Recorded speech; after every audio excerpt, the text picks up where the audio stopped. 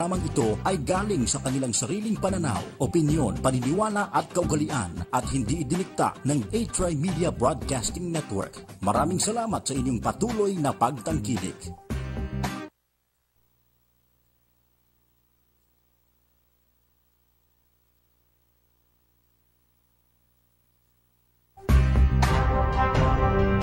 Sa panahon ngayon, mas tumitindi ang pakikipagsapalaran, makamtan lamang ang masaganang buhay. Ngunit kaakibat ito ay sangkatutak na karamdaman.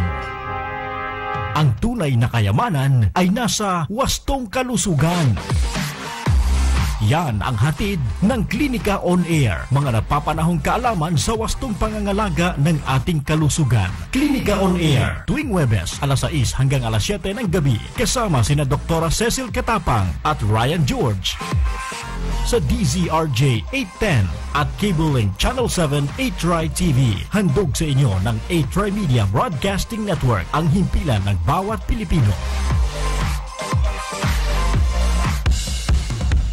Palagi ka bang stress? Nakaw, tatanda ka niyan. Tara na, alamin ang mga napapanahon at tunay na solusyon sa wastong kalusugan. Narito sina Dr. Cecil Katapang at Ryan George. Dito lang sa Klinika On Air.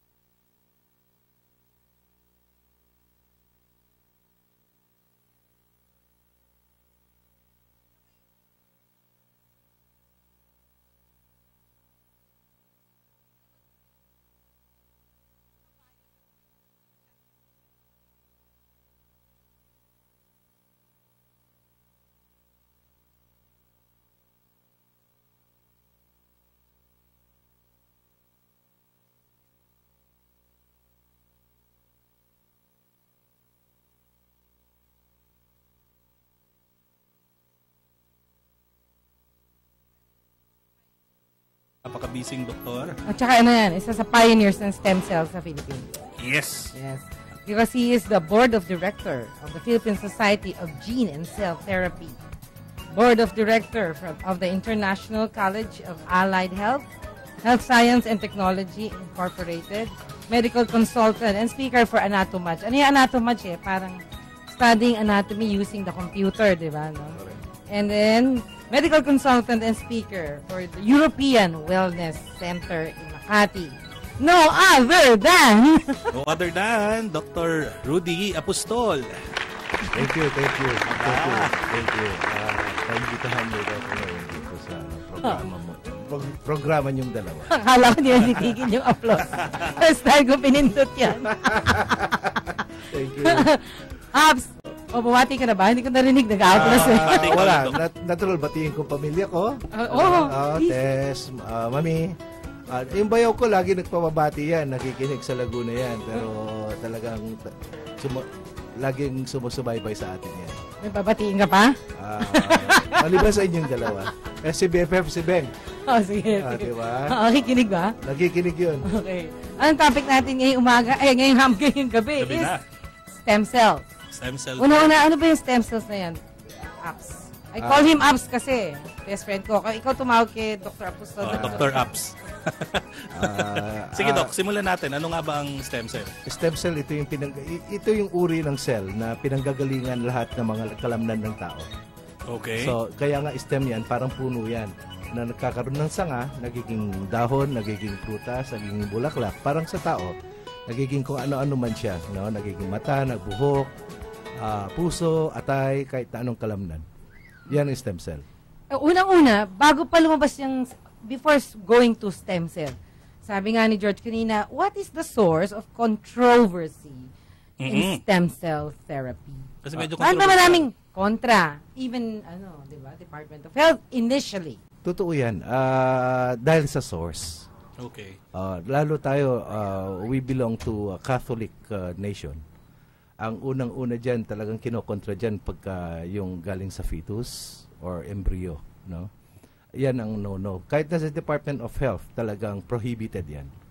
But with other source, like dugo, taba, lahat yan, restricted lang yan. Restricted meaning regulated yung practice? Regulated, pero yes. Hindi pinagbabawal? Hindi naman pinagbabawal. At talagang bawal dyan is embryonal stem cell. Yung galing sa abortion, galing sa developing baby. Oo, kasi nga abortion pa lang controversial na lalo na yan kung kukunin din sa di ba, sa fetus or developing embryo. Ano ba stand ng Department of Health sa sheep or animal stem cells? Ang advisory is dapat human. Human. Yeah, may directive ang Department of Health. Meron, may health advisory galing DOH talaga. So, ang pinapayagan lang sa Pilipinas ay 3 klase, no? Galing sa dugo, then yung sa mata, no? For corneal repair, at saka isa pa is for skin. Skin, para hindi ka na mag-flap, grafting. So, yun lang pinapayagan as of this time. Ng Department of Health, yes. Okay. So, technically, the Department of Health does not allow animal source stem cells, even if it's just the peptides, yung mga peptides na... Wala naman silang binanggit sa peptides kasi as far as we know, nagproliferate sa market ngayon, maraming peptides of animal source, pero ina-approve ng FDA. Oo, technically kasi peptides na yun, hindi na yun naman. animal yes, talaga, yes, diba? yes. So, pwede, dapat, diba? Ang tawag dito, what are the conditions where you can do a stem cell transplant? What is a stem cell transplant anyway? Or therapy, ano ba ito? Kaya tinawag na transplant yan because you are introducing the stem cell. It's just like introducing a source of a tissue or an organ. Kaya parang transplant. Ang organ transplant is the whole organ nilalagay mo. Ito, ibibigay mo sa tao in its primitive form na it will be guided for its development into maturity. Like kung mag-differentiate siya, pag sinabi mo differentiate, magiging siya? Magiging atay, magiging lapay or your pancreas, no, yung laman ng pancreas mo, or magiging parte ng mata mo. Yun, kaya transplant siya. Kwento mga Doc Apostol yan. How is a stem cell transplant performed? Marami iba-ibang ways. Diba, you can add harvest from fat. Is there some ready-made stem cell that you can inject? Kwento mo mga different forms. With my experience kasi, in which I've done a lot of this. Ang ginagamit ko kasi yung fibrovascular, it's the stromal vascular mesenchymal cells na kinokolekta ko sa taba, no? Now, hindi lahat ng taba ang ginagamit namin. What we use is the abdominal fat, yung malapit sa navel. There was a research done that they compared. Nagkumpara sila ng laman ng stem cell, mesenchymal cells, galing dyan for its viability. So, they found out na ang taba dito sa tiyan, napakaraming stem cells. So, pag nakapag-kolekta ka na about 200 to 300 ml of fat, conversion of which is about 200 to 300 million of stem cells din. Saan naman ang pwedeng paggamitan nun? Doc? Okay, ginagamit namin yan. Pag mature stem cells na kasi ito. So, ang ginagamit, karamihan ng mga kaso namin dito, diabetes. Okay. Okay. Karamihan sa mga pasyente namin, even with one session alone, though hindi para parehong response ng pasyente, no? The fastest response na nakuha namin sa pasyente is 30 days. Bagsak ng asukal. After yes. treatment. After transplant. Yes. Meron kaming pasyente after 9 months. So, yung mga pasyente, that's why we advise them, huwag kayong magmadali. It depends on your body response. Is this always under GA? GA ba to o spinal or propofol? Papatulugin. May patient, normally kami under GA sila eh. Pero walang confinement. Oh. Ang process is, Okay. pupunta ang Wala. pasyente sa iyo, for example, siyempre, assuming may mga sakit din sila. O Then, mga they wishes will be referred to specialists for assessment, for assessment. Kung evaluation. if a patient is, ang concern niya, cardiovascular, may Cardio. nire-refer namin sa cardiovascular, cardio, no? Internist. Kung gastro naman or diabetic sa mga endocrinologist namin, may referral tayo for them to For be evaluation. assessed, for evaluation. Evaluation Proper bago assessment. gawin yes, yung yes. procedure. Yes. So, And may so with some typically- laboratory requests. May cardiopulmonary clearance din before surgery? That is before the procedure. Okay. Doc, question. Kasi pag halimbawa for diabetic, no, mga diabetic patients, ano ito, after mo ng treatment and if it's successful, wala na silang panibagong treatment or yung ititigil na nila yung mga dati nilang ginagamit? Based on the experience ng mga pasyente namin, they gradually wean from their actual dose that were being prescribed by their specialists or the attending physician. So for example, ang 100 milligrams ay yung 50 milligrams. Binababa nila because sila ang nakaka-feel eh. Hindi na kailangan, di ba? Oo, Nag-improve na na yung nahihilo condition. sila pag nag-take sila ng actual dose nila. O kaya for multiple drug therapy ka for diabetes, Unti-unti nababawasan. bawasan. Yeah. Potentially, baka pwedeng, if insulin dependent ka na, pwedeng ma-wean out ka sa insulin or At things like that. oral hypoglycemics na lang. May- ano? Di, pero may studies kasi mas ideal ngayon ng insulin. Insulin agad, injection oo. kesa Insulin agad, yeah. Pag-med, oral So, diba? Sa mga, this is based on based from our colleagues, no, mga endo. Madalas ganyan kasi naging insulin dependent eh. So gaano katagal ng procedure? So after clearance, After clearance, surgery yes. na, di ba? After clearance, so scheduled na following day for the surgery. Then we collect the fat. This is some form of lipo, di ba? Yeah, it's a lipo. Actually, liposuctioning. Ang swerte lang kasi ng mga pasyente sa akin, since we are into aesthetic also, kinokontour ko ng pasyente. Libre na yun. Yun ang kainaman pag si Dr. Apostol ang pinuntahan mo Libre for na yun. stem cell Yes. transplant. Double result. Libre na Di ba? Double result. Kasi I will not be satisfied also. Nakikita ko pasyente, tinanggalan ko, nakapag-collect na ako ng 300 ml. Tapos nakikita ko tiyan, malaki pa rin, di ba? So I might as well perform without extra charge. So if you're medyo bata-bata ka pa, gusto mo sumexit, pagpapa-stem cell transplant. Mas mawala din yung risk mo lalo kasi 'di ba mawawala yung taba, 'di ba? Yes, So yes. ilalay po and then After you that, collect the fat, di ba? the fat will be processed. Okay. Then after processing the fat, we separate the stem cell from the fat with additional, of course, yung protocol, the procedures. After that, we include the growth factors coming from your platelet, platelet growth factors coming from your serum. During this period, yung pasyente tulog. Gaano katagal ba yung... Hindi, ginigising ko ng pasyente right after my collection. Yung tulog ang pasyente habang parang nilalay. Nung lipo lang. And then during the processing of the stem cell, of the blood, gising na siya. Ginigising ko na para hindi siya magtagal so that he can at least magkakaroon siya ng ulirat right after para pag-infuse, okay na siya. So alam ng mga listeners natin na ang inaspirate is fat. This fat becomes liquid, di ba? Yes. Nakikita nga nila yan sa TV, 'di ba? Pag nagpapa-liposuction ka. We put something with the fat para mag-burst so that the stem cell that are present inside the fat cells i-release niya. Pero So, from yourself pa rin yan. from yourself. Oh, Autologous from- nga yan. Oo. Autologous tawag natin. Tapos yan. hahaluin yung growth factor. ang style kasi ng kumpanyang dating ginagamit kong growth factor. Yung style nila, this is Australian type, no? Kailangan lagyan mo ng growth factors. Kasi if not, kasi itong growth factors malaking maitulong eh. Silang nagdadala kung saan niya dapat dalhin. Kung saan may sakit. Ayusin. Maliban sa diabetes, Doc, ano pa ba? Anong kadalasan pang pinagagamitan itong therapy? Meron kaming psoriasis na pasyente. Mhm. She was 28 years old. One session lang ito. After 28 days, gumaling ang psoriasis niya. The same procedure? Same procedure din. Okay, yun nga. Ito So, pinrocess Iba yung naman. blood, di ba? Pagka-process ng blood, babalik mo ngayon sa pasyente. Sa Yun. pasyente, In how? For example, naka-IV ba? Yes, IV in a 250 ml concoction. So, which means to say, ang ini-infuse sa pasyenteng volume or amount ng processed stem cell from your fat is about 250. That includes the normal saline na. So, mga Ang suspension niya in a 250 ml.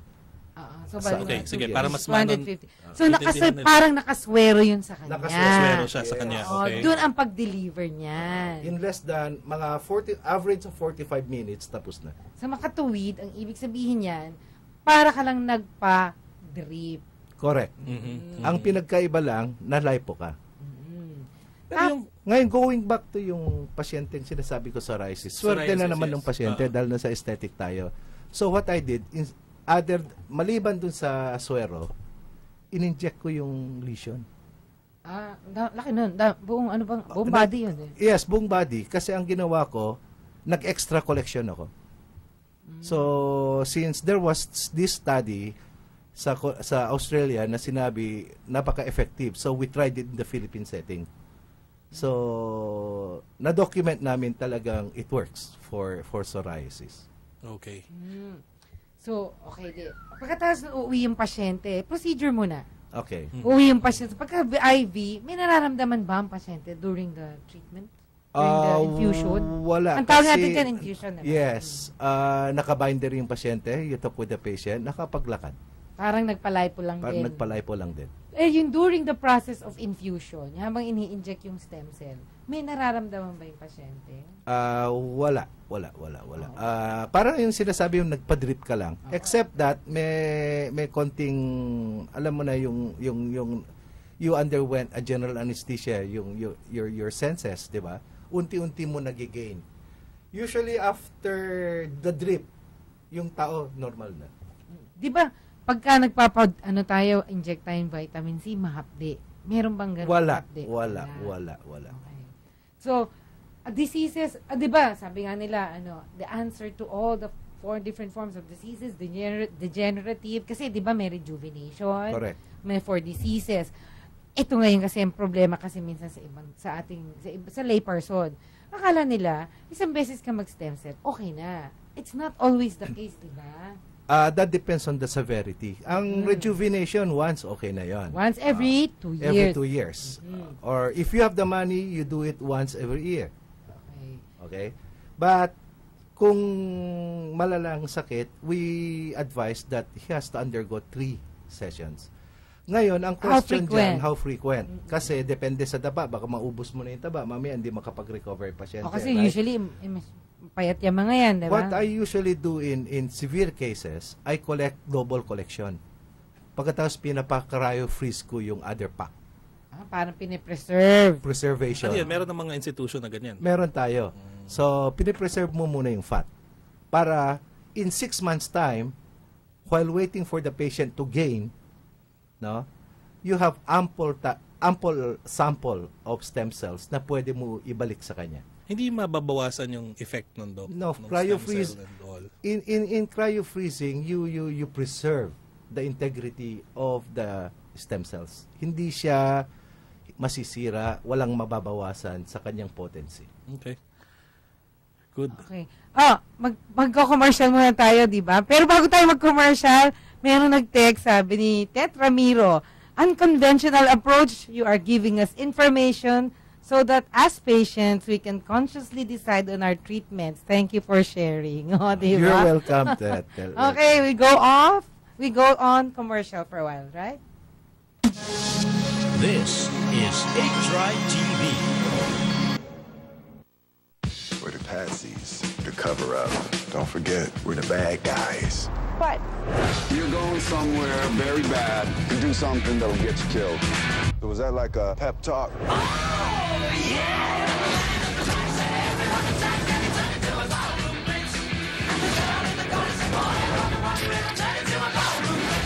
That was a great shot, man. Hey, I don't do hugs. I'm not a hugger.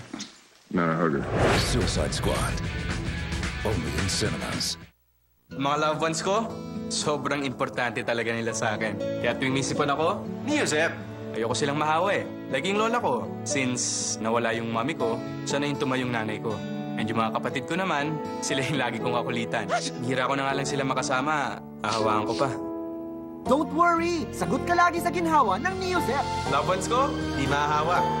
More of my ginhawa stories sa Neosep Facebook. Trusted quality healthcare. Unilab yan. Great things often come from humble beginnings. In 1995, Aquabest was established with the simple vision of an Aquabest store in every community. Driven by passion and commitment, and guided by its vision, Aquabest soared to be the leader in its industry. Through the years, many things has changed. New ideas flourished as Aquabest went ahead and forged new ground, reinventing the way we see and experience water through technology. From a single store, Aquabest can now be found everywhere in the country. And now, a new chapter is ready to be written. New communities and trends may come, but in the end, the vision remains the same.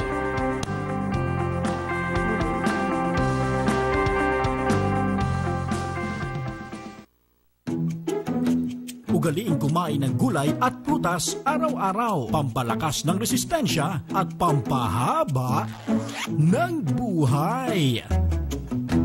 Maligayang buwan ng nutrisyon mula sa 8Try Media Broadcasting Network. This program is brought to you by 8Try Media Pro Incorporated.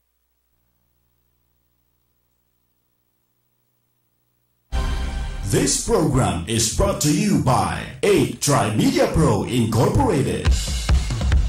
Palagi ka bang stress? Nakaw! Tatanda ka niyan! Tara na! Alamin ang mga napapanahon at tunay na solusyon sa wastong kalusugan. Narito sina Dr. Cecil Katapang at Ryan George. Dito lang sa Klinika On Air.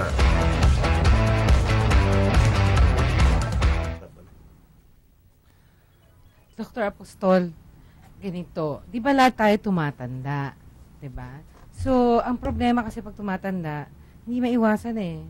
Arthritis, forgetfulness, nang makakalimutin, sagging of the body, the face, wrinkles, and so on and so forth. And other degenerative diseases begin to Set in.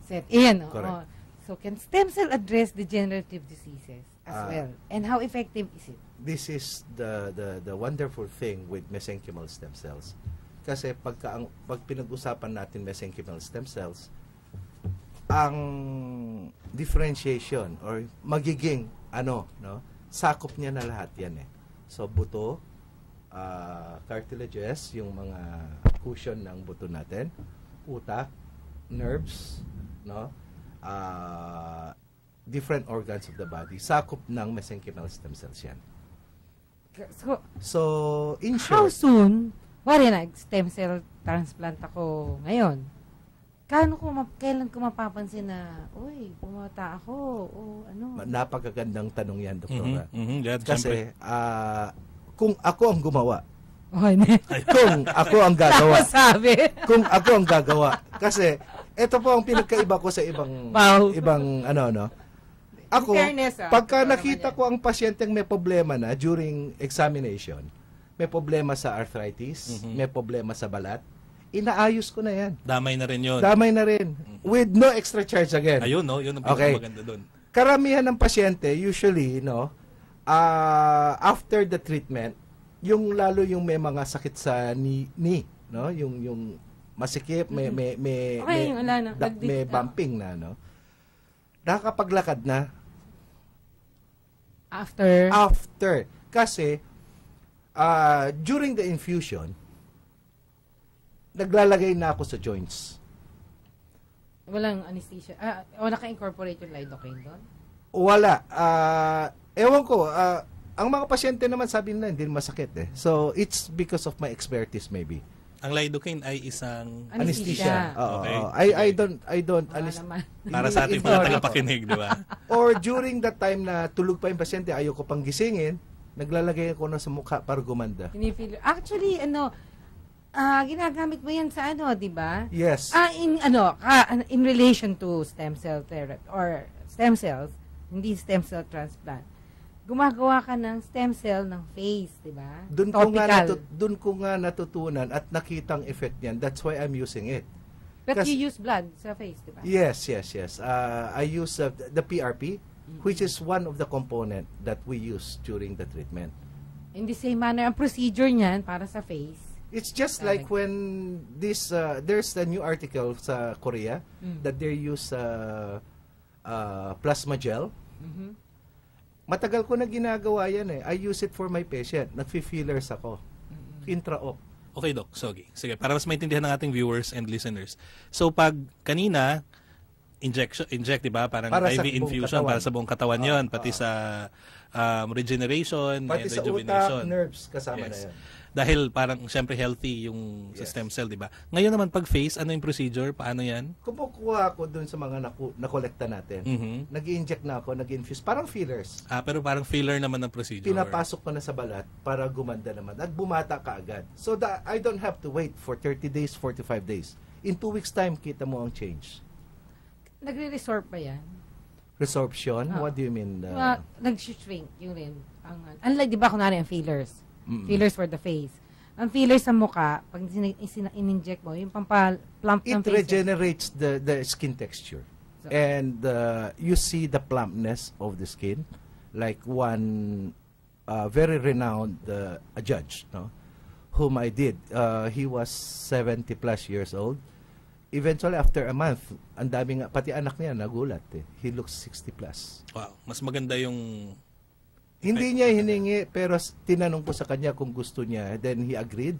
So what I did, I collected some and I put it inside his face. And he was so happy. So far, anong mga na-experience mo na hindi receptive or did not respond well to stem cell therapy? Is there any? Parang wala naman. There are cases of diabetes na because of its response, delay response, pero hindi na satisfy yung pasyente. Dahil delayed. But eventually, nag-respond din. In the sense na na-control yung blood sugar or nabawasan lang yung meds na din. Mas timing function. Like hindi 1 month, 2 months. Or pag hindi nakuha yung desired result, pwede pang umulit? Pwede naman. Okay. After how many months yun, Doc? Usually, depende sa makolektang taba. Ako kasi, I'm very, very honest with my patient. Pag kinapakita, sabi ko, medyo magpataba ka ng konti so that I can collect more. Kasi gagawan kita na alam ko naman kulang ang makokolekta ko sa'yo, sayang procedure. Baligtad no? Magpataba ka muna. Para meron ka. Para may makuha ko sa'yo. Yes. Wala kang makukuha sa'yo, di ba? Mahirap kasi it entails a big amount eh. So, sulitin naman natin yung pera ng pasyente. May mga kwento dati, di ba, na during infusion, habang siniswero yung stem cell, nagsustroke. Totoo ba yun? Sa awa ng Diyos, wala pa naman kami na. Sa iyo, wala pa. Pero sa iba. In fact, may stroke patient kami. Nag-introduce kami ng stem cell through spinal. Right after nag-introduce ang kasi anesthesiologist naglalagay sa spinal, 18 years siyang stroke patient. He was stroke in Singapore. He is a lawyer from New York. He dito lang pumunta sa Pilipinas. So we did it, Very dramatic. Nagalaw niya ang paa niya, na-flex, nagagalaw niya ulo niya, and he was able to ang ginawa namin, we tested him. Kaya niya i-memorize 3 numbers, 3 digits. So, after the procedure, sinubukan namin ng 8 digits. Then, parang echo. Okay? So, a lapse of about 10 minutes, tinanong ulit namin yung number, yung 8 digits. He was able to recall it. Pati yung kamay niya, nagalaw niya with flex and extension. Nagawa niya. Though, ang mahirap lang dyan, it warrants confinement. Kasi, masakit sa ulo. Ay, kwento mo nga yung parang layman's understanding ang stem cell. Yung homing, yung kwento mo kung kasi pag why it works. Yes, why it works. Oo. Ang stem cell, so alam na natin na pag-usapan na natin kung anong stem cell. Yun ang pinanggagalingan ng lahat ng mga bagay na nasa loob ng katawan. Ngayon, ang katawan natin, pag may sakit, no, may signal yan. Kaya nga tayo kumukuha ng dugo rin na hinahalo dyan. Para yung dugo na yan, yung laman na dugo, na ihalo mo sa stem cell, sila magdadala doon sa signal na nakukuha niya sa parteng may diferensya. Dadalhin niya ron. However, ang stem cell, 90% na ilalagay mo sa pasyente. Kaya ang mga may sakit sa baga, swerte. Kasi ang unang stem cell, pag pinasok sa katawan, lahat yan, 90% na store sa lungs. Yun ang unang magbe-benefit. Swerte ng mga may mas... Oo. So, malaki stem cell will benefit talaga patients pulmonary. with lung disease. Yes, pulmonary. Whether it be cancer. I was thinking with the premise siguro because these cells were, collected, no? Mas maganda siguro kaya nasa lungs yan is because they are aerated properly and they get good aeration before para bago silang pumunta doon sa mga parteng may diferensya. Ang kwento kasi ganyan dito sa, di ba yung katawan natin, alala mo nung elementary, the body is made up of cells, di ba? Ngayon yung cells natin, each one has its own function. Muscle cell, di ba? Yan yung tinatawag nating signals. May mga mediators kasi na tinatawag. So, we will not be very technical. Yung mga mediators, may numero yan eh. Okay? Mga interleukin, di ba? 1, 2, 3. Oo. So, yung mga signal na yan, no? May receptor. May kumbaga antena. Globe ka eh, di ba? So, tinanggap niya. Ngayon, yung kinuha nating dugo, may mga growth factors and mga mediators, sila magdadala ngayon doon. Oo, specific. Oo, para para maintindihan maigi. Ang 'di ba may muscle cell, merong brain cells, may heart cells, may eye cells, may ganyan, no? May lung cells. So yung mga cells na yan, may function na yan. Itong lung cells for the air, for inhalation and processing of whatever respiration. Yung muscle cells para sa muscles na strength. Tapos heart cells para sa functions ng heart. Inside the body, may nagsisirculate din. Kung tawagin, stem cells. Yes. Yung stem cells na yan, walang silbi yan, walang function yan. Di ba, no? Ngayon, pag kunwari, nag-heart attack ka, ang nangyayari, yung stem cells pupunta dun sa heart. Di ba? May heart cells kang nasira, namatay dahil sa heart attack mo. Yung stem cells mo pupunta ngayon sa heart. Pag dikit dun sa heart, di ba? Didikit yun sa heart natin. Magkayon, dadami siya. Magmumultiply siya doon pag nakadikit na siya sa heart. Eventually, nagiging heart cell siya. Para siyang lumot. Lumot ng yung lumot ng dingding ng wall. 'Di ba? Pag naghalaman 'yon, eventually parang nagiging part na siya part na rin siya ng halaman ng bato. Ng puno, di ba yung puno sa bundok? Tama si Doktora yan eh. Kaya lang kasi habang tumatanda tayo, kumukunti yan.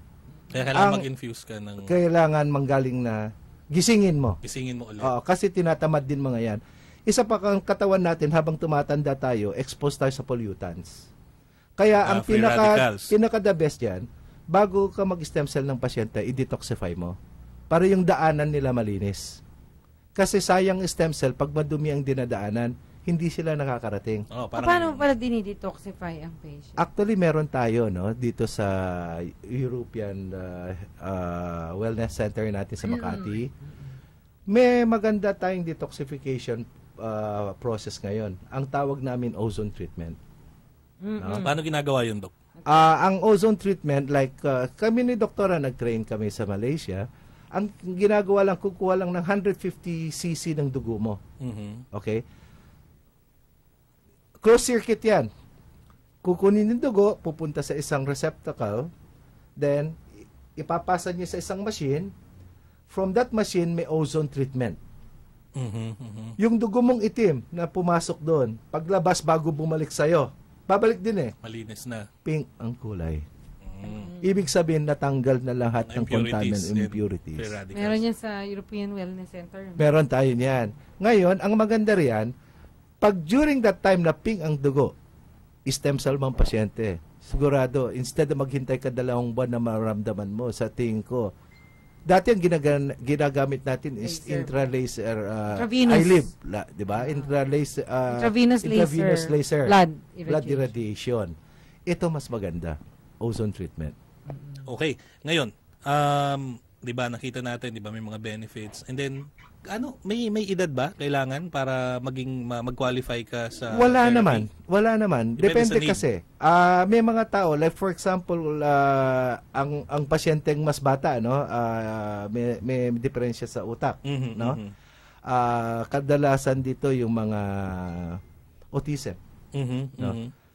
In fact, a well-known TV radio broadcaster, yung anak dinaan din sa stem cell treatment. Therapy. Okay? And ang outcome, napakaganda. No? Nag-improve yung bata. So, you have to start that at a very early stage, mga 3 years old. That's the recommended age sana. Habang maaga. Kung may autism. Kung may autism. Okay. Kung sa ibang edad, depende sa sakit. Oo, syempre, kung adult onset yan. Adult onset, sa adult na. So, in terms of age naman, pag ang tanong mo kung may edad na dapat magpa-stem cell, sa opinion ko, wala. Wala naman. Wala. What was the youngest? Ano yung youngest na reported na? 3 years old. Oo, with autism. Ito yung sa autism. Who cannot undergo stem cell? Ano yung mga bawa sila sa ino? Transplant. Transplant ang pinag-usapan kasi may stem cell na topical. Yes. Those who cannot afford, for sure. They cannot. Naman. But para ako hindi makapag-stem cell transplant. But patients with cancer. Cancer patients are not so hindi sila supposed to be treated with stem cells. So that's interesting, Doc, because ang daming, di ba, parang misconception na pag may cancer, pwede ka mag-stem cell. So, pakipaliwanag nga po. Okay. If you do stem cell, kasi ang principle stem cell is to stimulate the production of a cell, of cells. Yun ang basic principle of it. Ngayon, pag binigyan kita ng stem cell at may cancer cell ka, ang cancer cell mo is stronger than your normal cell. So mag-proliferate din sila. Mas lalala ang cancer. Unless a patient na-treat na, no? Yung tawag nilang survivor.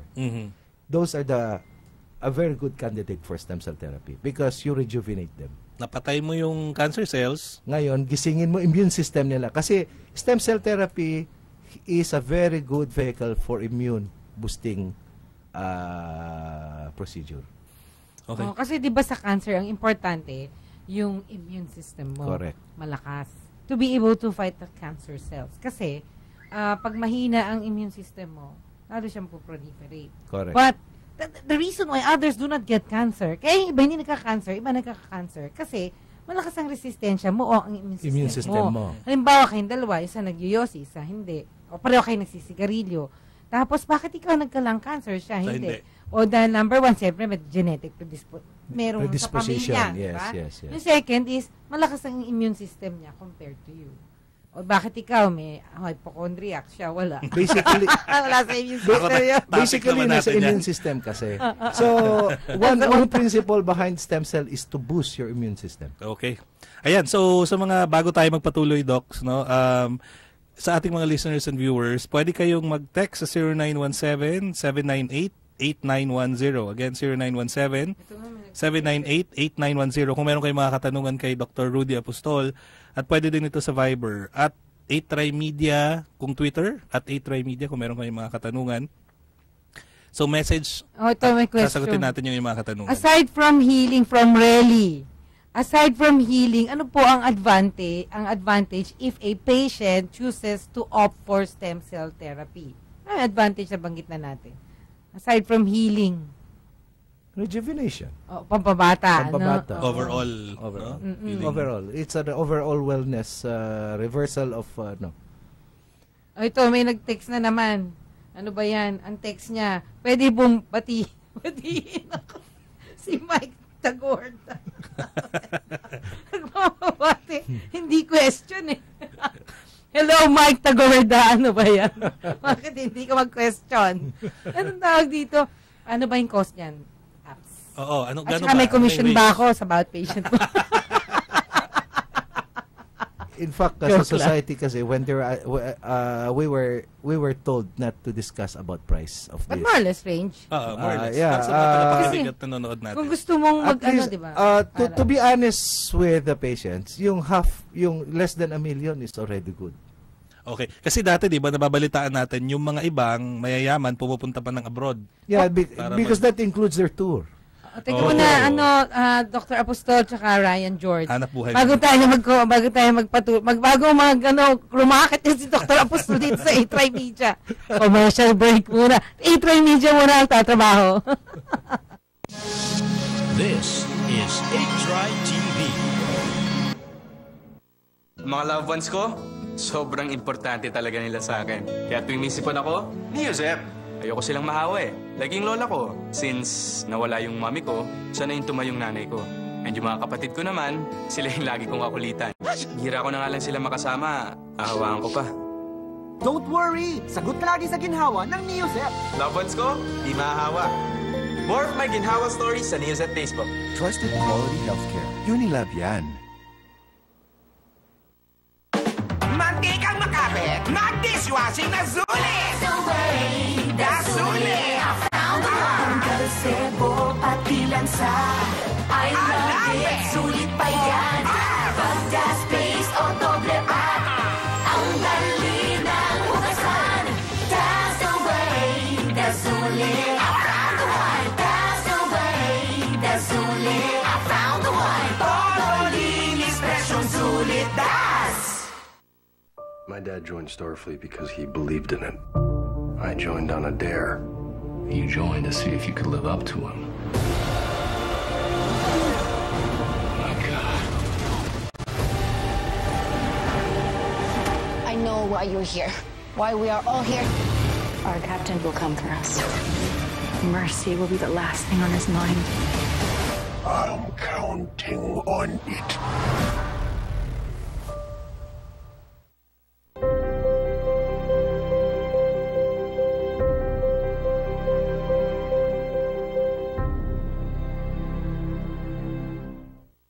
This program is brought to you by A-Try Media Pro Incorporated. A-Try Media Pro Incorporated. Palagi ka bang stress? Nakaw, tatanda ka niyan. Tara na, alamin ang mga napapanahon at tunay na solusyon sa wastong kalusugan. Narito sina Dr. Cecil Katapang at Ryan George dito lang sa Klinika On Air. Babalik ang Clinical On Air Thursday edition with Doc Cecil and Ryan George. Hello. Teka muna, sandali. Mabatiin ko muna. Hedy Villayo, thank you for tuning in. Ayun. Sige, at sa iba pang mga tagapakinig at nanonood sa atin sa cable, hello po, magandang gabi po sa ating lahat. Anong question natin kanina? Kanina na sabi na tanong natin, syempre, sa laging topic natin, ang tanong din is, mahal po ba ang procedure? At si Doc kanina nagbigay ulit ng more or less range at sinabi niya, Doc, yung amount. Dati ang sabi nila million daw yan. Mm-hmm. Sa tempo hindi naman. Parang hindi naman. Less than $1 million. Oo, kasi kung talagang gusto mong tumulong sa kapwa, pumunta lang sa atin, mag-usap tayo. Oo, napag-uusapan. Napapag-usapan naman yan. No? At syempre, depende yun, di ba? Kung ano yung pangangailangan nung... pero ang problema nga sa standard atin... ba yun?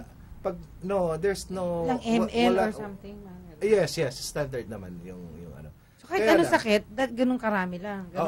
Ganun karami lang din. You will not double the dose, parang ganyan. Diba? Ang double lang is the collection. Pagka kailangan other things na na may gagawin. kailangan kang gawing iba. Magmamahal na lang to pag Hindi, wala naman dagdag yun, di ba? Pagka ano ka. Pero pag repeat procedure. May dagdag na. Meron na yun. Mas mababa naman. Okay. Kasi ang normally dapat you collect more than what should be used. Then sila na magbayad ng banking. Cryobanking. Then you use it again.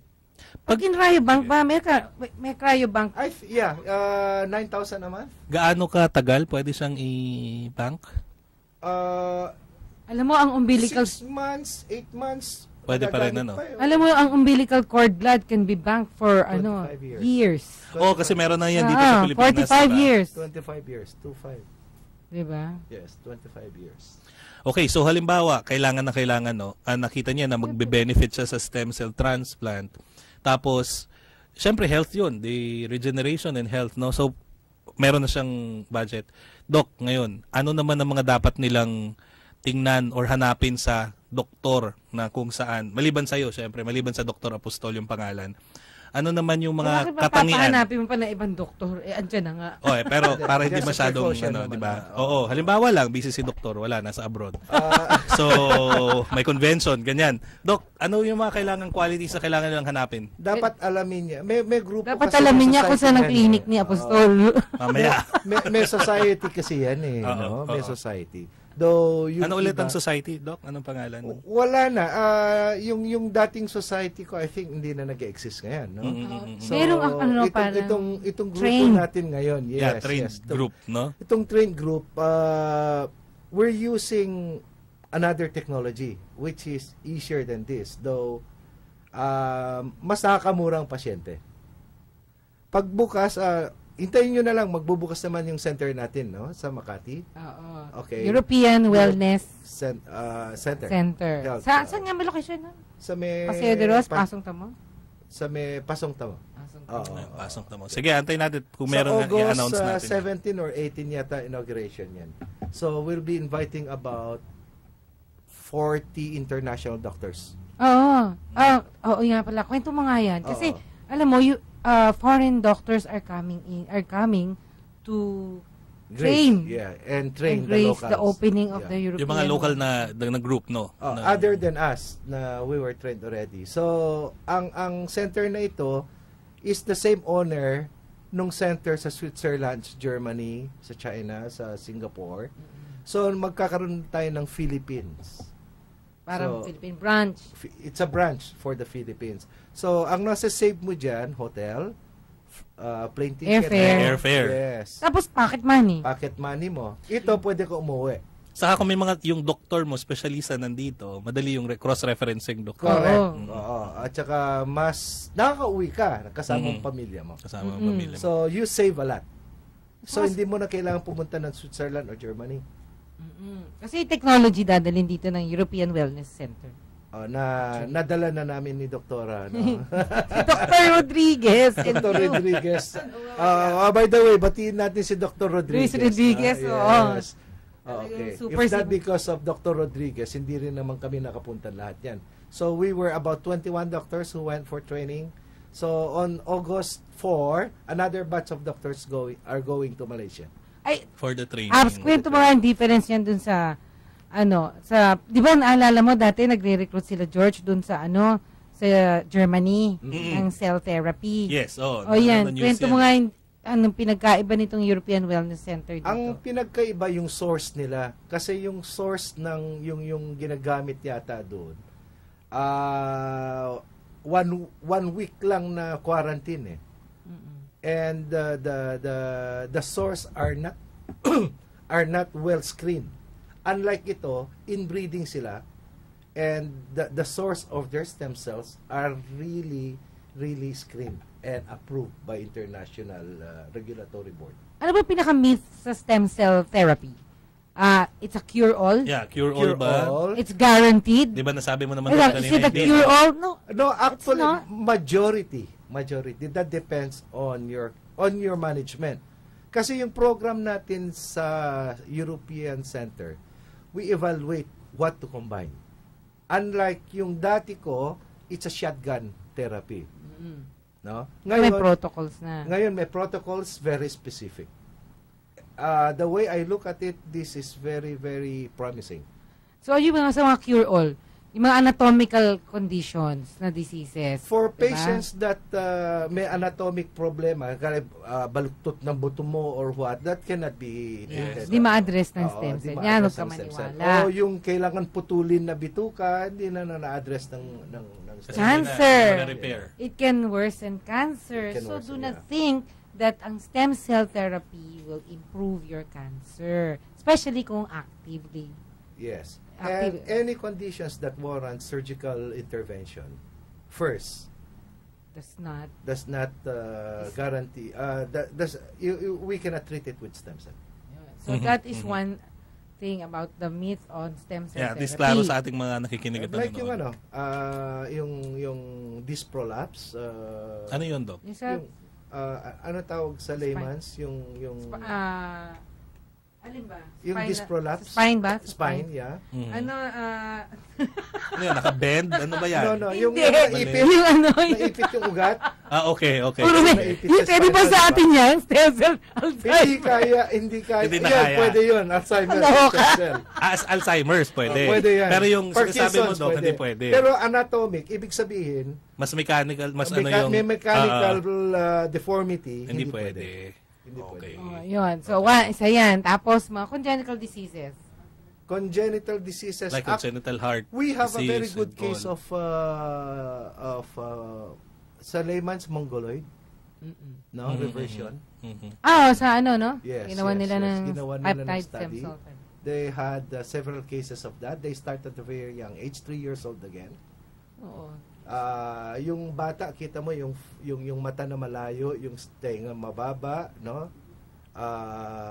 Naging normal ang itsura. So generally, yun lang naman ang myth sa stem cell, na it's not a cure-all procedure, no? Wala namang iba except that another myth. Cancer talaga. Kasi madalas yan. Hindi totoo, madalas sa cancer. At ang isang myth na ano natin ngayon is that the procedure itself is not controversial. Yung source ang actually nagiging controversial niyan. Kasi sa ibang bansa, di ba, sinasabi, kaya controversial din ng stem cell na word in itself. Dahil nga, di ba yung iba ginagamit yan, parang mag-clone, kung ano-ano pang mga ginagamit paggawa ng stem cell, di ba? Kaya natatakot yung ibang tao, di ba? Pang-clone. Okay. Apps. Yes. Mag-invite ka na sa clinic mo para, bago tayo mawala ng oras. Yung mga interesado, no? Initially, nandito naman kami sa Quezon City, but pag nag-open yung clinic namin dyan sa Makati, nandyan lahat ng fasilidad na kung anong hanapin mo sa Switzerland, sa Germany, nandyan lahat po. So, state-of-the-art lahat ng mga facilities natin. Kahit na hindi ka magpa-stem cell, gusto mo malaman anong karamdaman mo, may mga makina kaming magbibigay alam para ibigay alam sa iyo kung anong karamdaman at anong diferensya sa katawan. At anong nararapat na treatment. Contact number. Banggitin mo na lang pagka pag sige, andyan na yung clinic. Sige, ayaw bigyan personal number mo.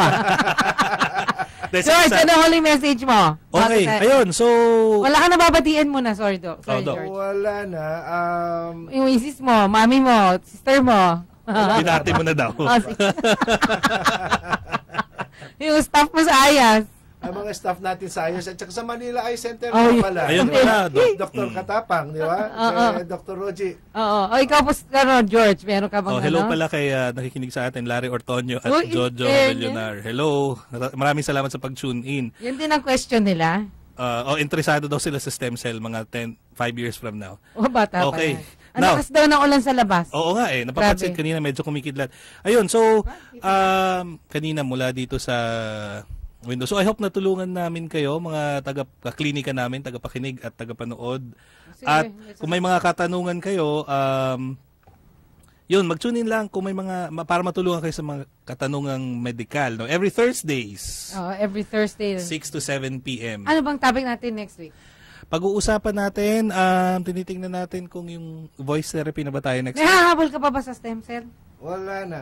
O nga pala. Sabihin mo, hindi siya dangerous? Hindi. Kasi pati bulag nga na medyo naka-recover. Sa St. Luke's nagawa na actually, nag-implant din kami sa Manila Eye. With the help of your father, yeah. Of course, in the hands of Dr. Lau. no? We tried implanting 0.2 ml of stem cell sa a blind patient, macular disease. Talaga? Intravitreal? In-inject nyo sa mata? Intravitreal. Nakakaaninag na yung pasyente. Ibig sabihin doon, in-inject sa mata. First patient lang namin, sinubukan ko lang kasi, very aggressive ako when it comes to cases like that. And I know it can help. Bumabaha na yata sa labas. Gano'ng kalakas na ba yung ulan na yan? O para doon sa mga hindi nakahabol na nakasimula ng programa namin, pwede nyo mapanood yung on demand nito sa ustream.tv/A-Try Media.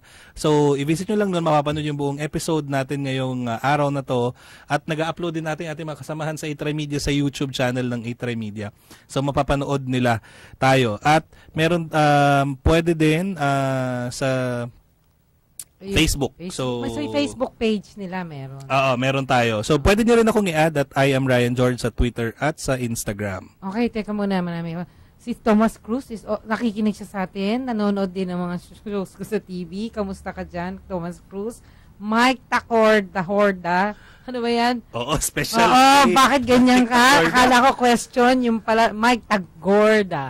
Tagorda? Oo, Tagorda. Akala ko question, yung pala nagpapabati ka lang. We leave you with this quote. Do not own a disease. Reduce the time that you talk about your illness dahil mas gagaling ka pag hindi mo iniisip na may sakit ka. So, di ba, George? Tama yun. Apostol? Think positive. Yeah, hindi. Kasi alam mo, nung isang Sunday to other Sunday, masakit yung nung somewhere dito sa aking throat. Tapos sabi ko, sakit naman ng throat. So, iniisip ko, syempre, doktor ako, di ba? Iniisip ko, ako na nagda-diagnose. Shucks. Sabi ko, ano ba to? Cancer. Sabi ko, gano'n. And then, sabi ko, Lord, if it's not what I think it is, please take it away. Alisin mo, please. Sabi ko. Tapos, sinabi ko sa sarili ko, di ba, masakit nga. Lululun ako, masakit. Magsasalta ako, masakit. Sabi ko, I am not in pain. I am not in pain. Hindi ako nasasaktan. Walang masakit. Patas ng misa. 30% na lang yung pain. Towards the end of the day, wala na. So, lagi akong ganun. So, sa pag-iisip, important. Hindi ko iniisip na may masakit sa akin. So, kagaya nung minsan, meron doktor dyan sa, kasama ko dati sa St. Luke's. Nahihilo siya, no? So, nagpa-clear siya sa neuro, ENT, ganyan, lahat. Lahat ng specialties. Ako, last niyang pinuntahan. Ready clear din. Siyempre, salamin lang, doble vista. Sabi ko, alam mo, kasi ganito yan Pag sasabihin mo, nahihilo ko. Di ba sabihin mo, nahihilo ko. Tapos, maya-maya, nahihilo ka na nga na nahihilo. Di ba? Parang nahihilo ko. Nahihilo na yan, lalo kang mahihilo pag sinabi mong nahihilo ka. So, ang gawin mo, pag nahihilo, pag may naramdaman ko, di ako nahihilo. Mawawala yung hilo mo. Kaya, wag mong sasabihin sa sarili mo yung nararamdaman mo. Wag mong iisiping na may sakit ka. So, do not own a disease. Reduce the time that you talk about your illness. And with that, we say good night and we'll see you all again next week. Thursday, 6 to 7 p.m., 8:10 on your AM band, DZRJ. Thank you, Dr. Pastola, for coming. Thank you too. Thank you for inviting me. Maraming So, salamat, Doctor. Thank you, George. Thank you.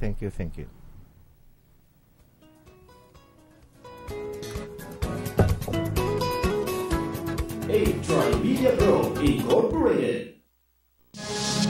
This is A-Try TV.